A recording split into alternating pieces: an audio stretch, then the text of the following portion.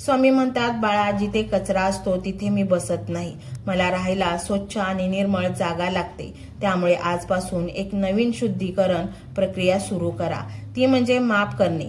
ज्यांनी तुम्हाला रडवलं, ज्यांनी तुमचा विश्वासघात केला, त्यांना मनातून माफ करून टाका. त्यांच्यासाठी नाही तर स्वतःसाठी. कारण जोपर्यंत तुम्ही त्यांना मनात धरून ठेवाल तोपर्यंत तुम्ही त्या भूतकाळाच्या साखळदंडाने बांधलेले राहाल. तुम्हाला मुक्त व्हायचंय ना? तुम्हाला उंच भरारी घ्यायची ना? मग पायात अडकलेली ही द्वेषाची बेडी तोडून टाकावी लागेल. तुम्ही म्हणाल, पण स्वामी, त्यांनी मला खूप त्रास दिलाय, मी कसं विसरू? यावर स्वामींचं उत्तर ऐका. त्यांचा हिशोब करायला मी समर्थ आहे. तू न्यायाधीश बनू नकोस, तू फक्त साक्षीदार हो.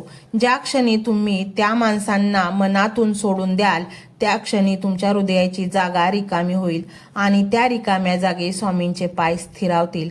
आणि एकदा का स्वामी तिथे बसले की जगातील कोणत्याही दुःखाची ताकद नाही की ते तिथे प्रवेश करू शकेल. तुमचे हृदय हे एक आता मंदिर बनणार आहे. या मंदिरात आता संशय आणि भीतीला नो एंट्री असेल. तिथे फक्त विश्वास आणि समर्पण असेल. तुम्ही अनुभवाल की जेव्हा तुम्ही कोणाचा तरी राग सोडून देता तेव्हा तुमच्या डोक्यावरचा मनभर भार हलका होतो. ती हलकी अवस्था म्हणजेच स्वामींच्या जवळ जाण्याची पहिली पायरी आहे. स्वतःला रिकामं करा, म्हणजे स्वामी तुम्हाला त्यांच्या आशीर्वादाने काठोकाठ भरू शकतील.